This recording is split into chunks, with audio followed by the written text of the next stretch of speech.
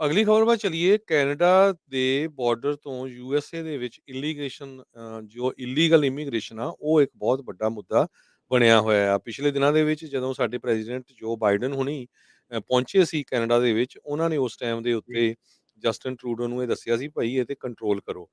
ਪਿਛਲੇ ਮਹੀਨਿਆਂ ਦੇ ਵਿੱਚ ਕਈ ਲੋਕ ਵੀ ਅਰੈਸਟ ਹੋਏ ਆ। ਇੱਧਰ ਵੈਨਕੂਵਰ ਵਾਲੀ ਸਾਈਡ ਤੇ ਇੱਕ ਪੰਜਾਬੀ ਮੂਲ ਦਾ ਬੰਦਾ ਅਰੈਸਟ ਹੋਇਆ ਸੀ, ਜਿਸ ਨੇ 600 ਤੋਂ ਵੱਧ ਲੋਕਾਂ ਨੂੰ ਪੈਸੇ ਲੈ ਕੇ ਬਾਰਡਰ ਤੋਂ ਨਗਾਇਆ ਸੀ। ਅੱਜ ਇਹ ਖਬਰ ਆ ਹੂੰ। ਰਹੀ ਆ ਵੀ ਓਨਟਾਰੀਓ ਵਾਲੀ ਸਾਈਡ ਤੋਂ, ਈਸਟ ਸਾਈਡ ਤੋਂ ਇੱਕ ਸਿਮਰਨਜੀਤ ਸਿੰਘ ਨਾਮ ਦੇ ਬੰਦੇ ਨੂੰ ਯੂਐਸ ਦੀ ਕੋਰਟ ਦੇ ਵਿੱਚ ਪੇਸ਼ ਕੀਤਾ ਗਿਆ ਆ ਕਿ ਉਸ ਨੇ 1000 ਤੋਂ ਵੱਧ ਇਲੀਗਲ ਲੋਕਾਂ ਨੂੰ ਕੈਨੇਡਾ ਤੋਂ ਯੂਐਸ ਦੇ ਬਾਰਡਰ ਦੇ ਵਿੱਚ ਨਗਾਇਆ ਹੈਗਾ, ਤੇ ਉਹ ਪ੍ਰਾਇਮਰੀ ਆਰਗੇਨਾਈਜ਼ਰ ਸੀਗਾ ਹਿਊਮਨ ਸਮਗਲਿੰਗ ਨੈਟਵਰਕ ਦਾ। ਸਿਮਰਨਜੀਤ ਸਿੰਘ, ਜਿਹਦਾ ਨਿਕਨੇਮ ਸ਼ੈਲੀ ਸਿੰਘ ਆ, ਬਰੈਂਪਟਨ ਓਨਟਾਰੀਓ ਦਾ ਰਹਿਣ ਵਾਲਾ, ਉਹਨੂੰ ਯੂਐਸ ਦੀ ਫੈਡਰਲ ਕੋਰਟ ਦੇ 9th ਡਿਸਟ੍ਰਿਕਟ ਆਫ ਨਿਊਯਾਰਕ ਦੇ ਵਿੱਚ ਪੇਸ਼ ਕੀਤਾ ਗਿਆ। ਉਹ ਉੱਥੋਂ ਐਕਸਟ੍ਰਾਡਾਈਟ ਕੀਤਾ ਗਿਆ ਸੀ ਕੈਨੇਡਾ ਤੋਂ, ਤੇ ਹਜੇ ਤੱਕ ਤਾਂ ਉਹਨੇ ਨॉट ਗਿਲਟੀ ਕਿਹਾ। ਪਰ ਜੋ ਡਾਟਾ ਇਮੀਗ੍ਰੇਸ਼ਨ ਆਫੀਸ਼ੀਅਲਸ ਨੇ, ਹੋਮਲੈਂਡ ਸਿਕਿਉਰਿਟੀ ਨੇ ਇਕੱਠਾ ਕੀਤਾ, ਕਹਿੰਦੇ ਪਈ ਉਸ ਨੇ ਸੇਂਟ ਲਾਰੈਂਸ ਰਿਵਰ ਨੂੰ ਯੂਜ਼ ਕੀਤਾ ਮਾਰਚ 2020 ਤੋਂ ਲੈ ਕੇ ਅਪ੍ਰੈਲ 2022 ਤੱਕ।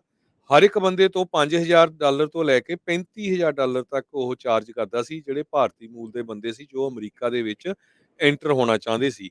ਤੇ ਬਾਰਡਰ ਦੇ ਉੱਤੇ ਜਿਹੜੀ ਕਮਿਊਨਿਟੀ ਆ, ਉਹਨਾਂ ਨੂੰ ਕੁਝ ਬੰਦੇ ਉਹਨ ਟਕਾਇਓ ਸੀ ਜੋ 2000 ਤੋਂ ਲੈ ਕੇ $3000 ਤੱਕ ਚਾਰਜ ਕਰਦੇ ਸੀਗੇ।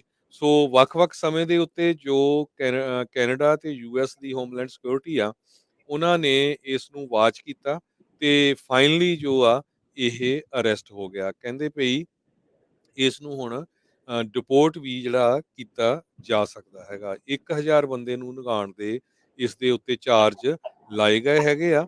ਕਹਿੰਦੇ ਵੀ ਇੱਕ ਮਾਈਗ੍ਰੈਂਟ ਤੋਂ $5000 ਲਏ ਜੋ ਸੈਨ ਫਰਾਂਸਿਸਕੋ ਆ ਰਿਹਾ ਸੀ ਆਪਣੇ ਰਿਲੇਟਿਵ ਕੋਲ। ਇੱਕ ਦੇ ਕੋਲੋਂ $15000 ਵੀ ਲਏ, ਇੱਕ ਤੀਜੇ ਦੇ ਕੋਲੋਂ $7000 ਲਏ। ਸੋ ਇਹ ਇਹਦੇ ਜਿਹੜੇ ਚਾਰਜਸ ਸੀ, ਸੋ ਇਹ ਬਹੁਤ ਵੱਡਾ ਹਿਊਮਨ ਸਮਗਲਿੰਗ ਦੇ ਕੇਸ ਦੇ ਵਿੱਚ ਇਸ ਨੂੰ ਫੜਿਆ ਗਿਆ ਤੇ ਇਸ ਦੇ ਉੱਤੇ ਜਿਹੜੇ ਆ ਚਾਰਜਸ ਲਾਏ ਗਏ ਹੈਗੇ।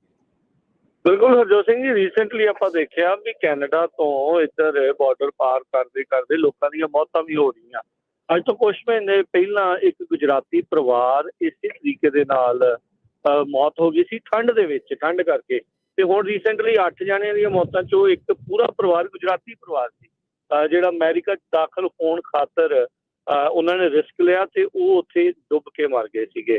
ਹੁਣ ਦੇਖੋ ਹਰਜੋਤ ਸਿੰਘ ਜੀ, ਗੁਜਰਾਤ ਤੋਂ ਜਿਹੜੇ ਉਹ ਆ ਰਹੇ ਆ ਲੋਕ, ਹੁਣ ਉੱਥੇ ਤਾਂ ਇਹ ਰੌਲਾ ਆ, ਡਗਡਗਾ ਵੱਜਦੀ ਆ, ਡੁਗਡੁਗੀ ਵੱਜਦੀ। ਇੱਥੇ ਵੀ ਕਈ ਵਾਰੀ ਬੜੇ ਲੋਕ ਆ ਕੇ ਕਹਿਣ ਲੱਗ ਜਾਂਦੇ ਆ ਵੀ ਉਹਦਾ ਵਿਕਾਸ ਜੀ ਬੜਾ ਹੋ ਗਿਆ, ਉੱਥੇ ਸਾਰਾ ਕੁਛ ਆ, ਤੇ ਭਾਈ ਉਹਦੇ ਹੀ ਸੂਬੇ ਵਾਲੇ ਲੋਕ ਇੱਥੇ ਆ ਕੇ ਇੱਦਾਂ ਕਿਉਂ ਪੰਗੇ ਲੈ ਰਹੇ ਆ।